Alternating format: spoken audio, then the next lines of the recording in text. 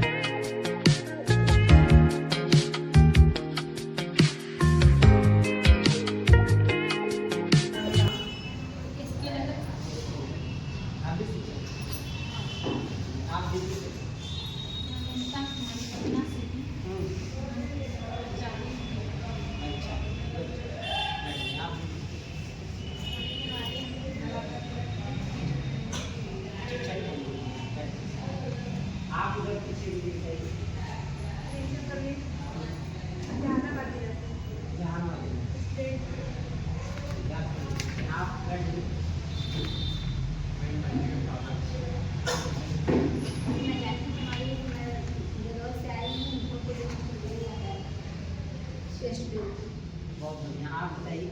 हम लोग हमारी पर्सन है यहाँ के स्टाफ। आप बताइए। मेरा नाम गणेश कुमार चौधरी, दरभंगा जिला से, लेकिन आप बेहरी से कोऑर्डिनेटर।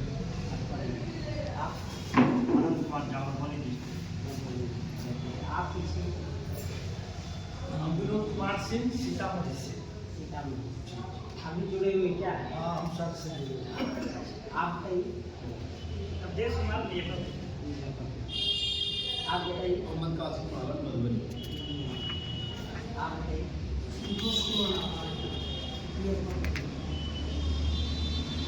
तो लगभग इनसे पता चलता है कि आप लोग कई जगह से और बिहार में 38 जिला, 101 मंडल, 9 कमिश्नरी, 554 ब्लॉक, इन सभी जगह पे संस्था का विस्तार किया जा सकता है। संस्था के प्रमुख साथियों को संस्था संबंधी कार्य की चीज़ों को समझना पड़ेगा, जैसे समाज के लिए गरीबी मिटाने का उन्मूलन, शैक्षणिक बदलाव का उन्मूलन, संस्था में उत्तरोत्तर कल्याणकारी काम किए जाते हैं, जैसे स्वरोजगार का है, जीविका का है, कोई कंप्यूटर का है, सिलाई का है, ब्यूटिशियन का है, स्वावलंबन का है, आत्मनिर्भरता का है, महिला स्वरोजगार का है, मौसमी जो बेरोजगारी है आज का, बड़े पैमाने पर महिलाओं में न्यूट्रिशंस और पौष्टिक तत्वों की कमी होता है, जैसे आयरन की लगातार कमी होता है, तो उनके स्वास्थ्य के प्रति जागरूकता संबंधी ज्ञान, ऐसे में ज्ञान का ये जो इस तरह के प्रशिक्षण का बहुत बड़ा दायरा है, क्योंकि हम लोगों को कहीं भी बात करने के लिए टॉपिक निर्धारित होता है। जैसे कोई व्यक्ति को कंप्यूटर पे लिखना है तो कंप्यूटर का सकारात्मक पक्ष होगा, नकारात्मक पक्ष होगा। कंप्यूटर आने से काम बहुत तेजी से होगा, लेकिन सैकड़ों व्यक्ति का काम एक ही आदमी कर देगा, इसलिए 99 आदमी को रोजगार हो जाएगा।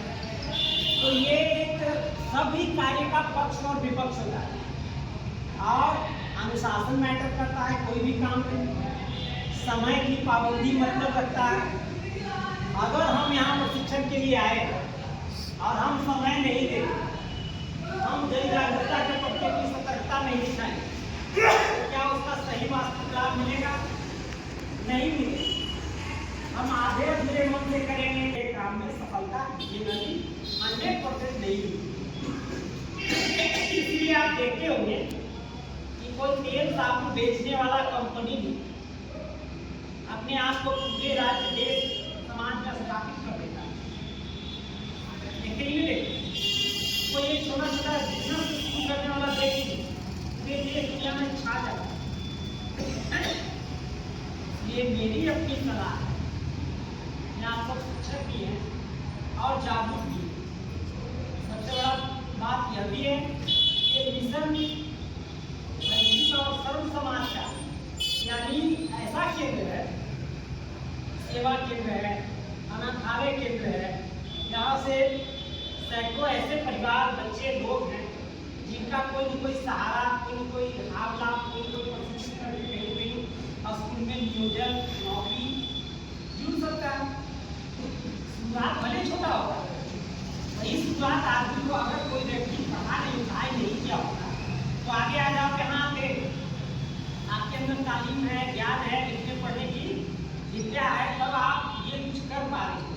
अदरवाइज महिलाओं को तो जान ही रहे हैं कि उनकी पूरी जवाबदेही घर गृहस्थी चौखट के अंदर बंद दरवाजे में दे दिया गया है, चार दीवारी में दे दिया गया है। लेकिन बाबा साहब को धन्यवाद दीजिए, धन्यवाद और स्वर्ण समाज की महिलाओं को भी देना चाहिए क्योंकि उन्होंने सबके लिए दरवाजा खोला।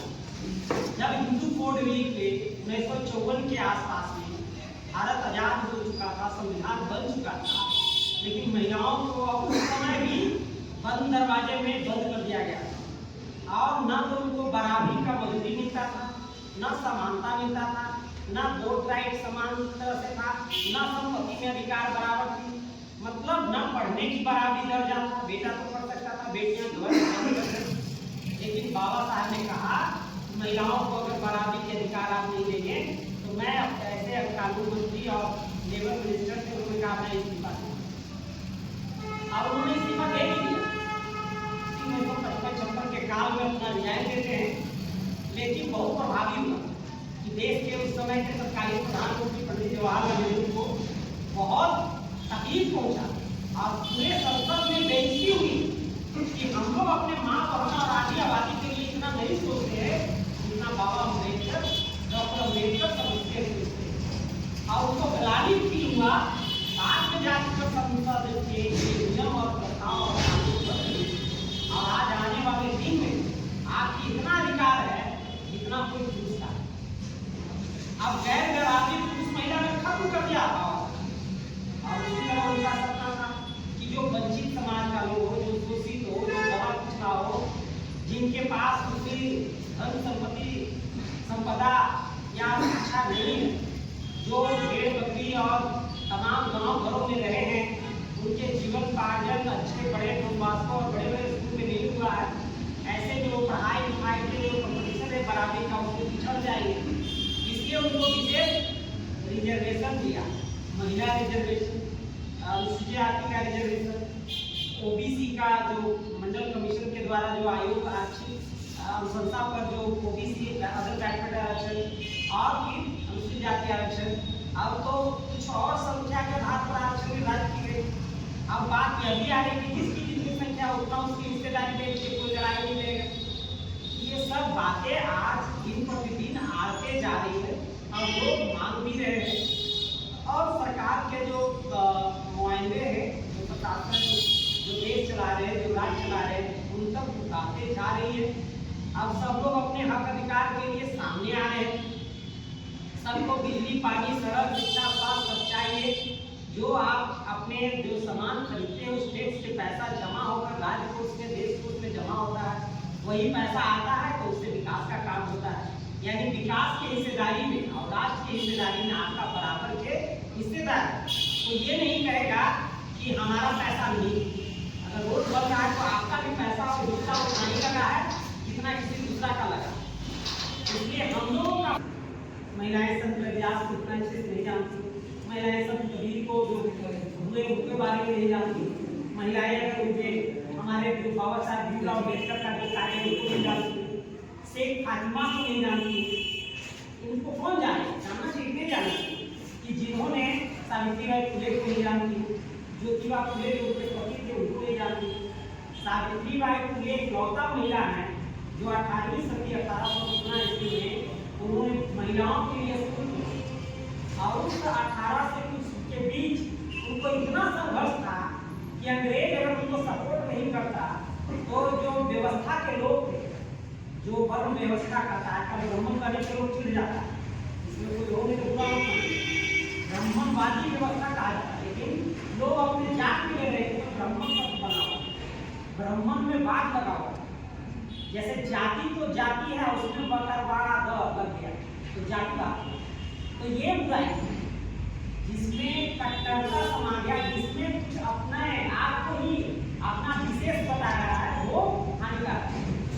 जातिवाद होना, रंगवाद होना, क्षेत्रवाद होना, ये जितने बात है सिर्फ ब्राह्मणवाद करे।